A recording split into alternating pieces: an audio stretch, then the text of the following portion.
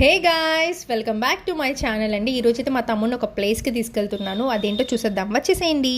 అసలు ఎక్కడికి తీసుకెళ్తున్నావు అక్క? నువ్వు ఎక్కడికి తీసుకెళ్తున్నావు తెలియట్లేదు. ఇంటి దగ్గర నుండి నడిపించుకుంటూ వచ్చు. నాకు ఎంత కాలు నొప్పులు వస్తున్నాయో తెలుసా?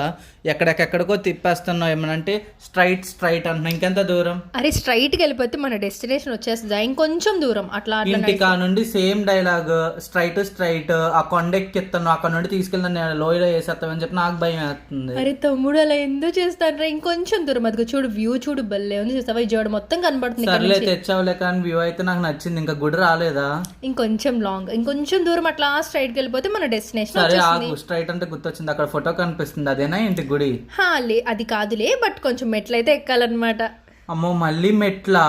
అరే, మనం వచ్చింది షార్ట్ కట్ రా, లేకపోతే పెద్ద మెట్లయితే ఉంటాయి, అవన్నీ కూడా ఎక్కాల్సి వచ్చేది. అవునా, ఓకే. ఇంకా ఈ గుడి టెంపుల్ స్పెషల్ ఏంటో మన వ్యూవర్స్కి అయితే చెప్పు ఒకసారి నువ్వు. షూర్ రా. యాక్చువల్లీ ఇది ఏంటంటే టెంపుల్ బాలసుబ్రహ్మణ్యేశ్వర స్వామిది అనమాట. కోమ్లా విలాస్ ఉంది కదా విజయవాడలో, దాని ఎదురు రాముల వారి గుడి ఉంది, ఎదురు సందులో ఉంటుందన్నమాట ఈ టెంపుల్. కొంచెం మెట్లయితే ఎక్కాలి. ఇక్కడ ఏంటంటే ఒక స్వామి, ఒక ఆయనకి కల్లోకి వచ్చి, బాలసుబ్రహ్మణ్యేశ్వర స్వామి, నేను ఇక్కడ ఉన్నాను, నాకు గుడి కట్టించు అని అన్నారు. అక్కడ విగ్రహాలు కూడా బయటపడ్డాయి అనమాట. అండ్ మెయిన్ ఏంటంటే ఇక్కడ మనకి 3 రూపాల్లో కనబడతారు స్వామి. ఒకళ్ళు కళ్యాణ సుబ్రహ్మణ్యేశ్వర స్వామి, ఇంకో ఆయనేమో బాలసుబ్రహ్మణ్యేశ్వర స్వామి, అండ్ ఆల్సో పాము రూపంలో కనబడతారు. పుట్ట కూడా ఉంటుంది. సరే, మళ్ళీ ఇప్పుడు ఎక్కడికి తీసుకెళ్తున్నావు? గుళ్ళో దర్శనం అన్నీ అయిపోయినాయి కదా?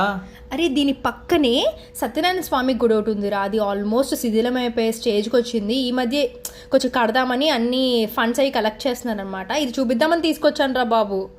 సరే, ఇదే లాస్ట్, ఇంకేం లేవుగా? అరే, గుడి అయితే సూపర్ ఉంది. చూడు, ఇక్కడ చూడు, అమ్మవారిది ఎంత స్పెషల్గా సపరేట్గా పెట్టారు. మనం ఎక్కడికైనా వెళ్తే ఇలా ఉంటుందా? సపరేట్గా ఉండదు కదరా. మనం అక్కడ పూజ కూడా చేసుకోవచ్చా? చేసుకోవచ్చు. ఓకే. చూడు, క్లైమేట్ చూడు, బల్లే ఉంది. ఇక్కడ చూడు, కోనేరు కూడా ఆల్మోస్ట్ కన్స్ట్రక్షన్ జరుగుతున్నట్టుంది కదా అక్క? అవునవును, ఈ మధ్య ఫండ్స్ అవి తీసుకుని కన్స్ట్రక్షన్ అయితే స్టార్ట్ చేశారు, అందుకే ఇలా ఉందన్నమాట. సరే, ఆ పైన అదేంటో కనిపిస్తుంది, అదేంటిది? యాక్చువల్లీ అన్నమాట, మనం విజయవాడలో ఈవినింగ్ పూట చూస్తే ఒక దీపం వెలుగుతూ ఉంటుంది కదా కొండ మీద. అవునక్క. ఆ వినాయకుడి గుడి ఇటేనంట రూట్. ఎగ్జాక్ట్లీ నాకు కూడా తెలీదు. ఈ మెట్లు కనబడుతున్నాయి చూడు, మేబీ ఇక్కడే అనుకుంటా. ఒకసారి ఆగు, పైకి వెళ్దాం దా, వచ్చేసి. ఇంక నేను ఇక్కడికి రాను, నన్ను కిందకి తీసుకెళ్ళిపో అక్క. ఇంకెంత ఎక్కిస్తావు అక్క? నాకు నీ మీద నమ్మకాలు పోతున్నాయి ఎక్కే కొద్ది. అరే, నువ్వు అంత భయపడక్కర్లేదురా, రారా నాతో, నేనేం చేయలేదు. మరి ఇదేంటి దారి? అది సత్యనారాయణ స్వామి గుడి ఉంది కదా, దాని ఎంట్రన్స్ అది కూడా శిథిలమైపోయింది, అందుకే అలా ఉంది.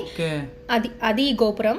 అండ్ ఇటువైపు వస్తే మనకి ఇటువైపే అంట మెట్లు. ఈవినింగ్ పూట రాజేష్ అని ఒక ఆయన ఈవినింగ్ పూట ఈ కొండ మీదకి ఎక్కి, అడవిలా ఉంటుందిరా, అయినా కానీ ఎక్కి దీపం వెలిగించేసి వస్తారంట వినాయకుడి గుడిలో. వామ్మో వాయో, ఎక్కడెక్కడికో తిప్పేస్తున్నావు నన్ను.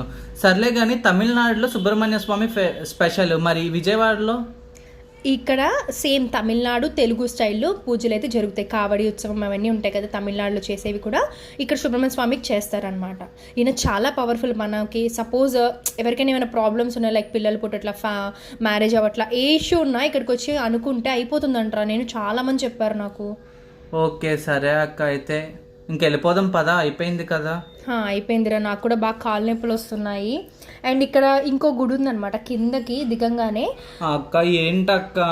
అరే, నీకు పుణ్యం వచ్చింది రారా. ఇక్కడేమో నాకు కాలు నొప్పులు వస్తున్నాయి. కాలు నొప్పులు తగ్గిపోతాయి రా, పుణ్యం మాత్రం అలా ఉండిపోతుందిరా. ఇక్కడైతే శివుడిదిను రాముల వారిది ఉంటుంది.